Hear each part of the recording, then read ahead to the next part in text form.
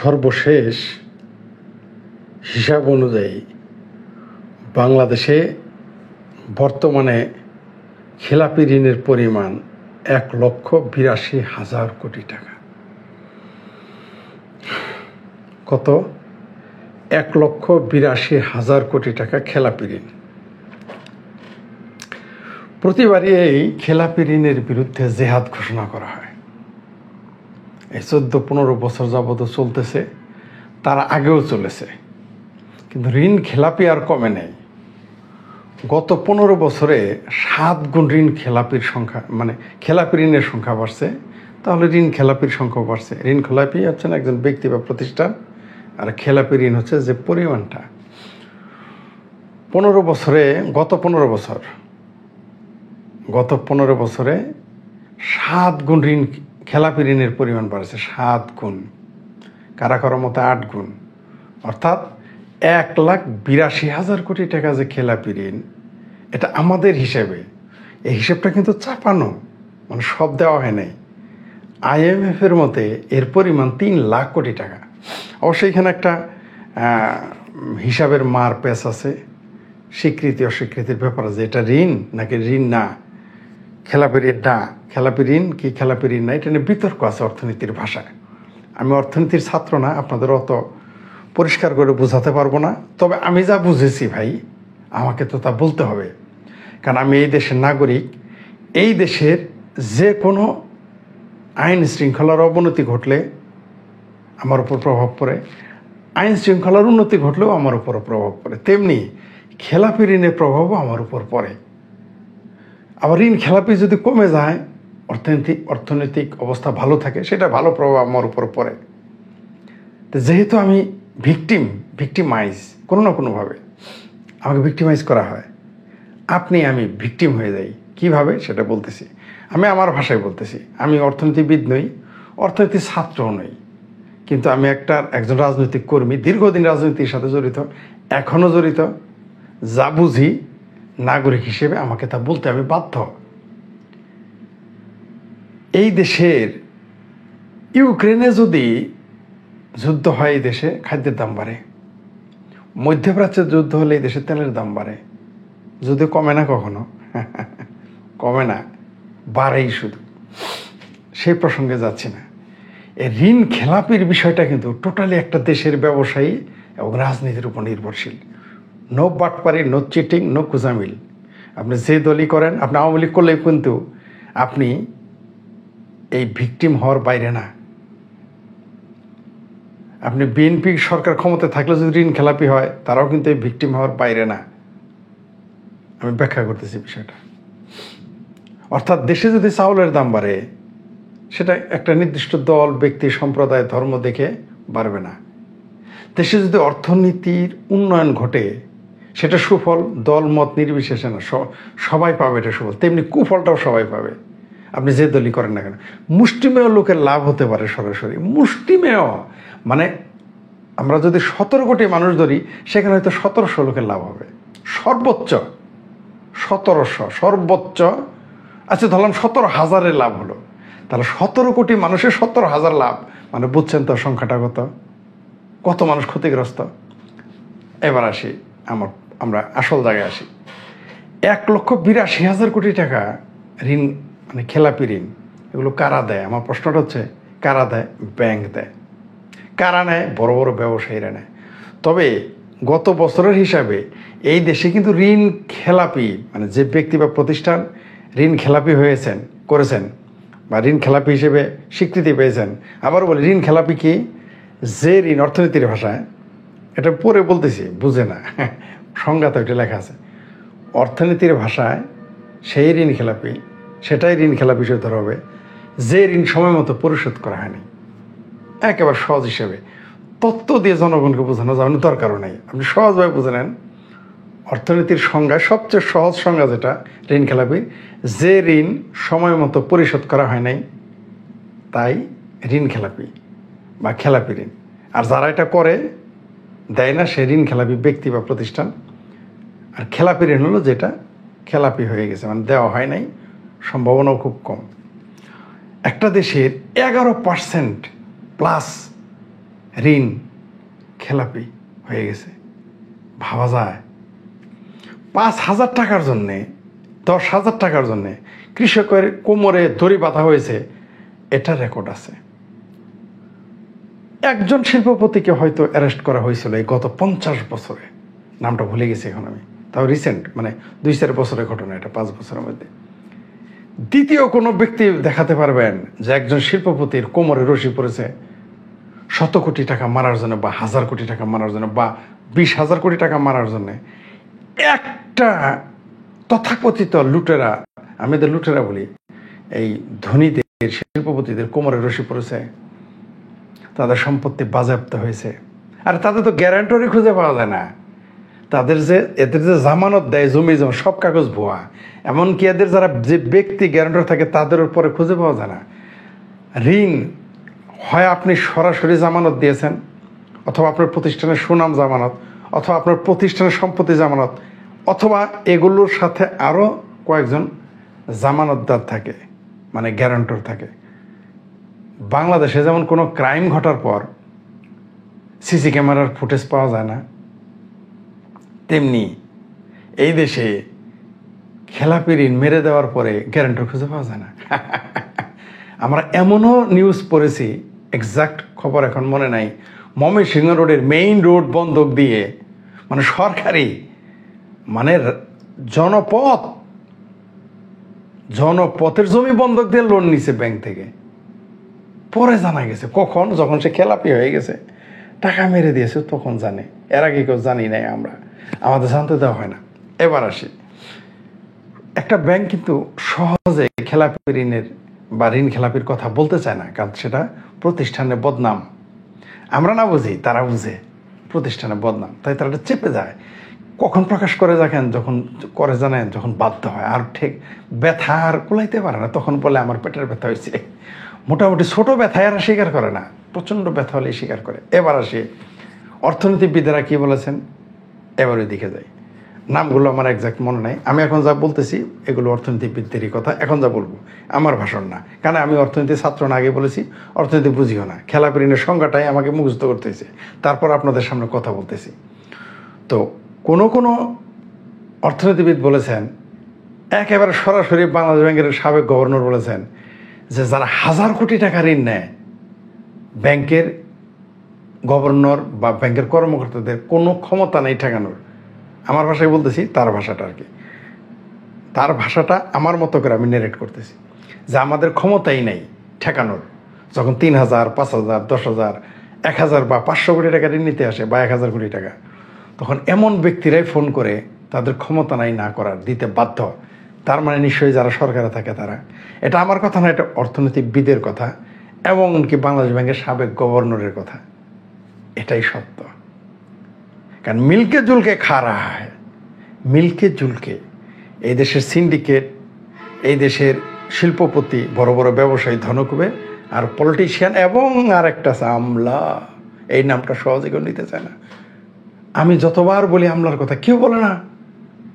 এই দেশটা যে লুটে পুটে খাওয়ার আরেকটা আছে, ঘুণ বুঝেন, কাঠের ভিতরে ঘুণ থাকে, কিরা থাকে, এটা হচ্ছে আমলা। এই আমলারা কিন্তু এগুলো পলিসি করে, এরা বোঝায় মানুষকে।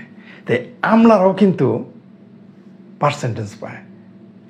আমি ওটা আপাতত রাখলাম, আপনারা বুঝে নেন। তাহলে রাজনীতিকেরা, অর্থাৎ নিশ্চয়ই 3,000 কোটি টাকার জন্যে কোনো নর্মাল এমপি ফোন দেয় না, খুব ক্ষমতাধর এমপি বা মন্ত্রীরাই ফোন করে, বা সরকারের সবচেয়ে ক্ষমতাবান ব্যক্তিরাই এই কাজগুলো করে এবং করায়।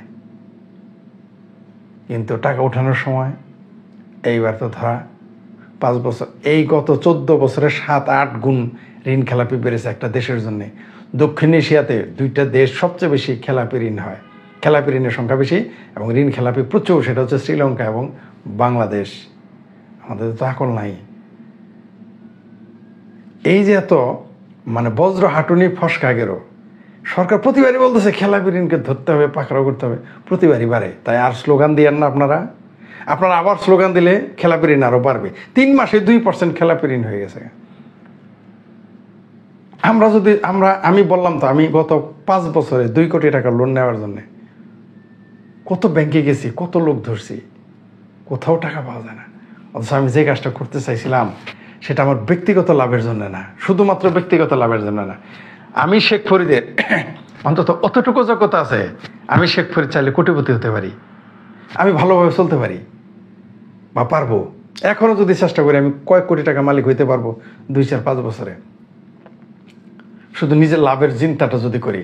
আমি যদি নেতাদের চামচামি করি আর তাদেরকে গিয়ে বলি পলিসি দেয় আমি পাবো, আমি জানি, কিন্তু শুধু আমি নিজের জন্য চিন্তা করি নাই। আমি বহু চেষ্টা করছি যে লিগেলি মানুষের জন্য কি করা যায়, একটা প্রতিষ্ঠান করতে যেটা মানুষের, আমারও ফায়দা হবে, আমি অল্প ফায়দা করতে চাইছি, মানুষের কল্যাণে কাজে খাটো অর্থ। আমাকে কেউ লোন দেয় নাই। 20%, 10% তারা ইন্টারেস্ট চায়, মানে ঘুষ চায়। 2 কোটি টাকা যদি আমি 20 লাখ টাকা দিয়ে দিই, এর টাকা আমি শোধ করবো কেমনে? আমি তো টাকা মারার জন্য যাই নাই। এ হচ্ছে আমাদের দেশের অবস্থা। মানে 20, 50, 100, 200 কোটি টাকা যদি নিতে যেতাম তাহলে পাওয়া যেত। তো আমরা তো ভাই সেটা করতে পারবো না। সবাই সব কাজ পারে না, সবার পক্ষে সুযোগ থাকলেও সবাই সব কিছু করতে পারে না। আমাদের সামনে ডায়মন্ডের ব্রিক্স থাকলেও অন্যের সম্পদ আমরা নিতে পারবো না। দুর্নীতি করা তো ভদ্র কথা। এমনি যদি রাস্তায় পড়ে থাকে বেওয়ারিশ লাওয়ারিশ, আমরা সেটা সরকারি ফান্ডে দিয়ে দিব। মানে আমি এবং আমার মতো যারা, তাদের কথা বলতেছি। আমি একলাই সৎ না, এই দেশে আরও ভালো মানুষ আছে, অনেক আছে। এই দেশে ভালো মানুষের সংখ্যাই বেশি, কিন্তু সেই লোকগুলোকে সুযোগ দেওয়া হয় না। ব্যাংক ঋণ কাকে দেওয়া হচ্ছে? যারা লুটে পুটে খাবে, দেশে বিনিয়োগ করবে না। যেটা বলতেছিলাম, অর্থনীতিবিদদের ভাষায় এই টাকা কিন্তু অর্ধেক পাচার হয়ে গেছে। এবং এর প্রভাব কি পড়বে? এই প্রভাব আপনার আমার কাঁধে পড়বে। আমাদের উপর ট্যাক্স বাড়ানো হবে, ভ্যাট বাড়ানো হবে, এগুলো কভার করার জন্য। ব্যাংকের সুদ বেড়ে যাবে। এগুলো আমি বলি নাই, মানে অর্থনীতিবিদেরা বলতেছে। আমি পড়ে এই 3-4 ঘন্টা এটা পড়েছি, এই না ঘুমিয়ে 3-4 ঘন্টা পরে এগুলো আপনাদের বলতেছি। আপনারা একটু সচেতন হন। একা তো প্রতিবাদ করলে হবে না। আর মানুষ যদি নাই বুঝে প্রতিবাদ করবে কিভাবে? সেই জন্য আমারই একটু চেষ্টা আর কি। আমি তো আর বড় নেতা না যে আমি আন্দোলন করলে 10টা লোক, 20টা লোক বা 100 লোক চলে আসবে না, আমি জানি। Khaleda Zia fail, Mahmudur Rahman Manna fail, Mirza Fakhrul fail, আমি কি করতে পারবো? কিন্তু আমার ভাই নিজের তাগিদে, নাগরিক দায়িত্ব বোধ থেকে আমি বলতে বাধ্য, তাই বলতেছি। মুক্তিযুদ্ধের পক্ষের শক্তির সরকার বলে আমরা একে সমর্থন করি।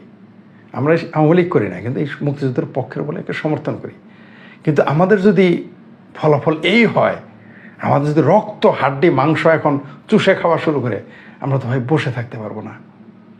এই যে 1,82,000 কোটি টাকা ঋণ, এগুলো বিদেশে পাচার হয়ে যাচ্ছে, ব্যাংক সুদ বৃদ্ধি করে দিবে, সাধারণ জনগণ লোন পাবে না, আমানত, ব্যাংকের আমানত যারা রাখছে তাদের সুদ কমে যাবে, আর ঋণ নিতে গেলে সুদ বেড়ে যাবে। দেখেন সমস্যা। এখানে এখান্ত না, সরকারকে তো এগুলো কভার করতে হবে। তখন কি করবে? ভ্যাট ট্যাক্স বাড়িয়ে দেবে,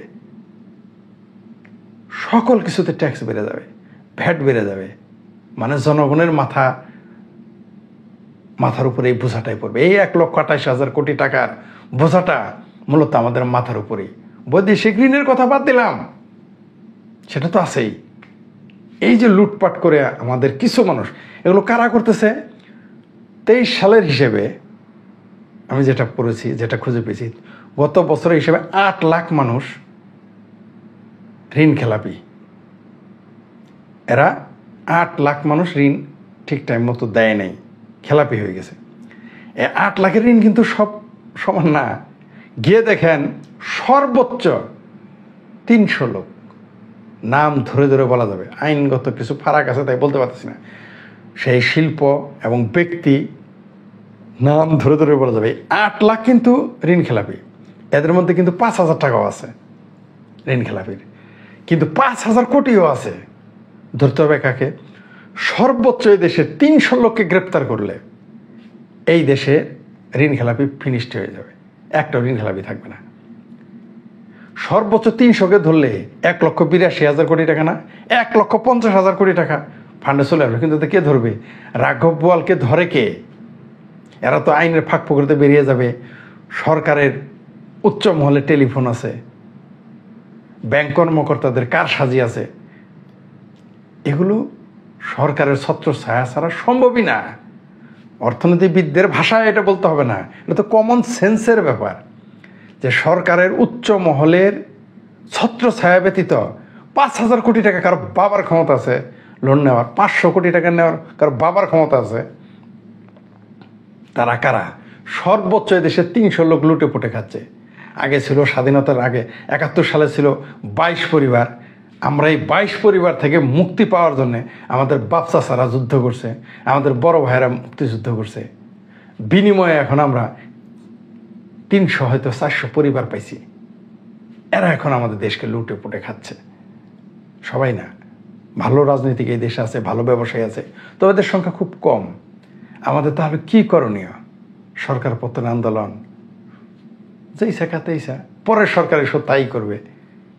কেন করবে জানেন? এটা আমাদের নীরবতার জন্যে, আমাদের অজ্ঞতার জন্যে, আমাদের দলকানা হওয়ার জন্যে।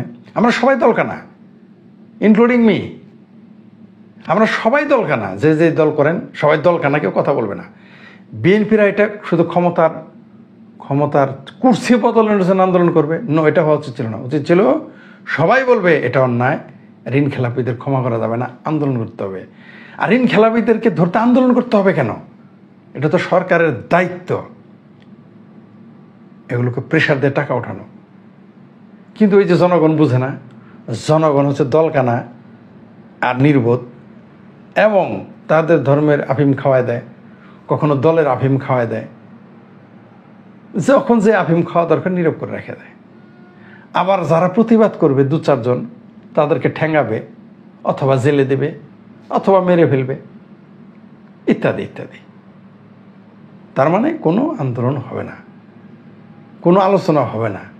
ঋণ খেলাপি নিয়ে শুধু ফেসবুকে পোস্ট দিলে আর আমি মুখে ফেসবুকে একটা ভিডিও বানালেই ঋণ খেলাপিদের ঠেকানো, এদের হাত অনেক লম্বা। এরা পিয়ন থেকে শুরু করে ব্যাংকের গভর্নর, মন্ত্রীদেরকে কিনে ফেলে। আপনি তাদের ঠেকাতে পারবেন না। আমাদের কথায় ওই যে লোকটা 2 কোটি টাকা ঘুষ পাইছে, সে আমার এই সমস্ত কথাকে সে হাস্যকর, পাগলের প্রলাপ মনে করবে। এটা কারণ কি জানেন? এটা আমাদের ব্যর্থতা, আমরা ঐক্যবদ্ধ না, আমরা জনগণ সচেতন না, আমাদের দেশপ্রেম নাই। আমাদের দেশপ্রেম নাই। এই প্রতিবেশী ভারতের যে দেশপ্রেম আছে তার 10 ভাগের 1 ভাগ দেশপ্রেম আমাদের নাই। থাকলে এগুলো ঘটতো না। অন্তত দেশের স্বার্থে আমাদের ঐক্যবদ্ধ থাকা উচিত। সরকারি দল হন, বিরোধী দল হন, এই সমস্ত ঋণ খেলাপের বিরুদ্ধে কথা বলা উচিত। একদিকে খাদ্যে ভেজাল, মানুষ বাঁচে না, চিকিৎসায় ডাকাতি, ওষুধে ভেজাল, বাতাসে, ঢাকার বাতাসে সীসা, মাটির নিচে পানি নাই, পানি কমতি হয়ে যাবে একদিন দেশে। সব জায়গায় বিষ, বাতাসে সীসা, বিষ, দেশে বাস করা যায় না। এই দেশ নদীমাতৃক দেশ, যাকে বলা হয় বদ্বীপ। সেখানে মফস্বল অজপাড়া গায়ে 20 টাকাতে হাফ লিটার পানি কিনে খেতে হয়। বিশুদ্ধ পানি নাই, ওয়াসার পানিতে ক্যান্সারের জীবাণু পাওয়া গেছে। কয়টা বলবো আপনাদের? আমরা যদি নিজেরা সচেতন না হই, শুধু আমরা তো আত্মকেন্দ্রিক, সবসময় নিজের স্বার্থের চিন্তা করি। আমি আমার ক্ষেতের বাতর ঠিক আছে কিনা, আমার ইনকাম হচ্ছে কিনা, আমার সব ঠিক আছে কিনা, আমি ভালো আছে কিনা। না ভাই, আপনি ভালো থাকতে পারবেন না। আপনি ঘুষ খেয়ে ঋণের টাকা মেরে হয়তো দিয়ে আপনি কোটি কোটি টাকা বানাচ্ছেন, আপনি নিজেই জানেন না আপনার পানিতে ক্যান্সার আছে।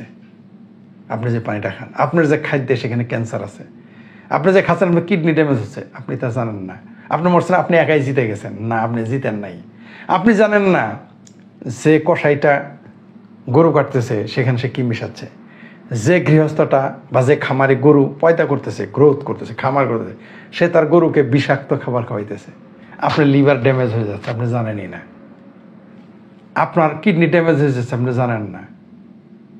কয়জনের ক্ষমতা আছে সিঙ্গাপুর থেকে পানি এনে খাবেন, খাবার এনে খাবেন। আচ্ছা, ওগুলো নয় আনলেন, আপনি খাবার খেলেন, বাতাসটা কোথায় ভাই ঢাকা শহরের?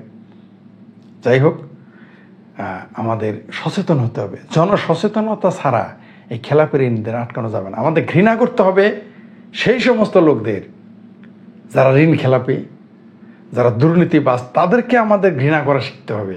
আমরা ঘৃণা করি কোন দিকে আমাদের ঘৃণা যায়? আমরা তো তাদেরকে স্যালিউট দিই। ড্রাগ ব্যবসায়ীকে সালাম, আদাব, কুর্নিশ আমরা দিই। আমরা কি অ্যাভয়েড করতে পারি না? আমরা তাদেরই প্রশংসা করি। যাদের টাকা আছে, তা তো হবেই। যেভাবে হোক টাকা পেলে আমরা তার প্রশংসা করি, অন্তত নীরব থাকেন, প্রশংসা দুর্নাম করতে সাহস পান না, সমালোচনা করতে সাহস, নীরব থাকেন। বা আমরা যারা সমালোচনা করি তাদের সমর্থন করবেন না। তো আপনারা তো আমাদের সমর্থন করবেন না। আমাদের যদি পৃষ্ঠপোষকতা করে, যে নিজের খেয়ে নিজের ব্যথায় এই রাতের 2টার সময় উঠে কথা বলতেছি, এটা কি আমার স্বার্থে? শুধু আমার স্বার্থে? আমার কি ঘুমাতে ইচ্ছা করে না? আমার কি বউ বাচ্চা নাই? পেইনের জন্য পারি না। মানে কি বলবো, আত্মদায়, স্বপ্রণোদিত দায় মনে হচ্ছে এটা, যে বলতে হবে।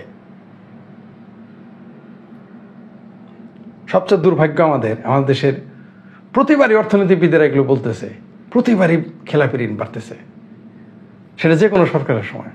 এই সরকারের যেহেতু 15 বছর যাবৎ নতুন সরকার তারা আসে নাই, দেখবেন আগামী সরকার আসবে, তাও খেলাপি ঋণ বাড়বে, কমবে না। আর উন্মাদ হয়ে যাবে তারা ঋণ নেওয়ার জন্য, দেশ দেউলিয়ে হয়ে যাবে।